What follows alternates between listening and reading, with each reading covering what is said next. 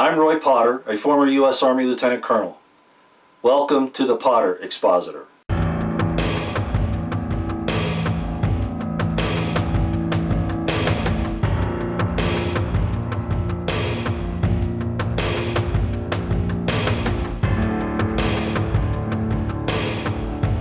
Hi ladies and gentlemen, it's the wee morning hours of April 7th, 2017. On April 5th, I was very concerned about a number of things that I was looking at, taking stock of real events, not promises made in hot air. And I just had to realize that despite hopes and prayers, honestly, that the circumstances and the evidence just could not back up what I was wanting to see. So I made a video which probably a lot of you have seen now, called Rein It In. And I won't go over what I said in that. You can go back and look at it if you like. I'm pretty tired. I've been up for hours now, keeping track of what's going on in Syria. And frankly, it goes against everything that we were told the United States would now stand for. And we're going to hear all kinds of justifications, whether it be propaganda or true, about why this was done. As a matter of fact, one of them tonight is that the only thing we hit were airstrips. Well, at a conservative amount, and I know they're more than this, but at a conservative amount of $2 million per missile, if we shot 50 of them, which is what I've heard, and of course you never know, but that's $100 million, really. And of course that's a conservative figure. And for what? What military objective? As a show of force? Ladies and gentlemen, Obama and his regime and the Bushes and all of that, they were evil. Honestly, they were. They created ISIS. They create their enemies so that they have a reason to have a war machine in the future and to keep chaos going and all of those horrible things. And I'm so disgusted tonight. I really didn't even want to make a video, but I felt like it was my responsibility to do so. So they were evil. What we're seeing now is buffoonery. And it's deliberate. It's being done by the MIC, the military industrial complex, the deep state. And I don't know why Trump brought these neocons in there to make a fool out of him. But they've done it, and superbly they have done it. The promise was, of course, that we would not get involved in regime change around the world, etc., etc. We would mind our own business here at home. Yeah, we'd fight ISIS. Okay, fine. Yeah, well, why didn't we do that? Why didn't we take out a convoy of ISIS or something like that? No, that's not what we're going to do, because we're going to believe some CIA bullshit about the Syrians using gas. And even if that were true, think about the repercussions of this. That $100 million, which is extremely conservative on the missiles that we supposedly used, think what we could have done with that. We could have fired off half the bureaucracies in the United States and done something good for our people, and taken the enemies in our bureaucracies, in our agencies here in this country that are sucking the lifeblood and the liberty of the American people away from them, and paid those people for their leave of absence.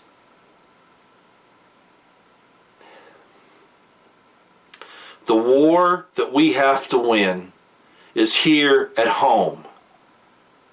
It is restoring the American constitutional republic and getting the American government off the backs of the American people with their threats for doing basic human activity.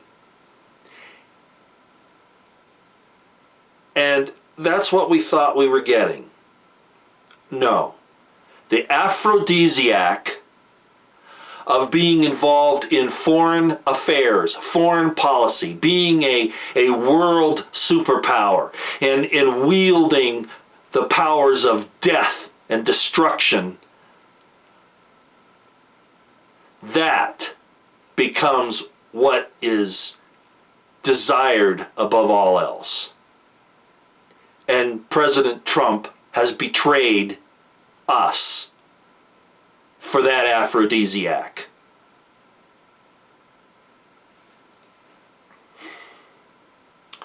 When President Trump gets his own house in order, and I mean his own house, considering what's happened over the last few days, and then the executive branch, and then the legislature and the courts, then maybe we can start talking about making sure that the rest of the world is pulling its weight and doing the right thing. We would be attacking, look at this, supposedly, and I'm not saying they did it, supposedly the Syrians used gas on their own people. What about Waco, President Trump? What about Bundy Ranch, President Trump? What about the Hammonds in Oregon, President Trump?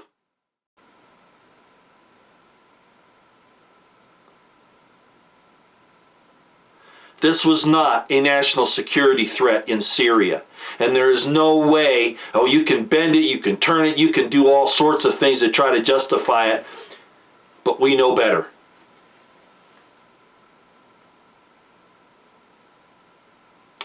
So, I could keep going. I think my point is again made. The American people are enslaved to the New World Order, President Trump. They are victims of the New World Order and its use of China, as I said in the last video, taking our land and our resources. And then because the federal government and the local governments, the state governments won't stand up to it, American citizens, American patriots finally stand up and said, we've had enough. And then they are punished by your DOJ, FBI, and court system for doing so because you refuse to do it. That's what's happening here. And yet you want the big shot status of doing foreign affairs and foreign policy and to be a war president like Bush and Obama. Shame on you. Shame on you.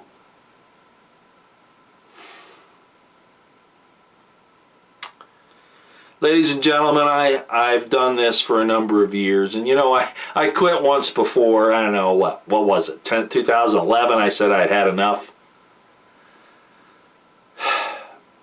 I don't think it's going to matter anymore. All men, when they get it, a little authority, as they suppose, they almost immediately begin to use it in unrighteous ways, presuming that they are something, when they are nothing but the dirt of the field. I don't care if you're a billionaire, a trillionaire, or the President of the United States, you act like this and you're the dirt of the field. And I don't think what we're doing here, objecting to what these people do, is helping. From what I can tell, we need to get out of the way and let them destroy each other and try to avoid it the best we can, because they're hell-bent on doing it and pretending like they're doing it to protect us, when in fact it's to protect them. And they're going to end up destroying everything in the process. So, you know, I was going to spout some scripture tonight, but you know what? I'm just speaking frankly. Get yourselves ready and try to take care of yourselves and forget about trying to do anything for this God-forsaken nation. because it's really not worth it. You know, when Trump started to wave the LGBT flag around like that was something important, I mean, that was not, to me, a whole lot different than when Obama lit up the White House in the LGBT rainbow colors. Yeah, they steal the rainbow, one of the most sacred, beautiful symbols, and put it for those debauched people. Oh, we've got to be diverse. We've got to accept them. We've got to be understanding. Isn't it interesting that we always have to be understanding, but nobody has to understand us? Oh, Americans have to accept diversity, but Saudi Arabia doesn't, Japan doesn't, China doesn't, Israel doesn't, but we do. Isn't that just horse shit? Anyway. So I don't trust Trump any longer. He ran up the white flag without even firing a shot to try to keep these people at bay. He stacked his cabinet and his advisors with neocons. Poor Bannon, he must be pulling what hair he has out. So, like I say, it's early morning hours. I just wanted to get a little of this off my chest. I'll try to be a little more specific in the next video, if I even make one.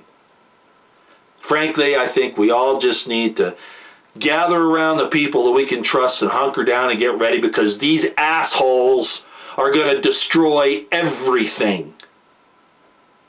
And Trump is a lying deceiver, or he's stupid and a buffoon. He may be good at real estate and making money and building, but he's an idiot savant at that. Nothing else. Out here for now.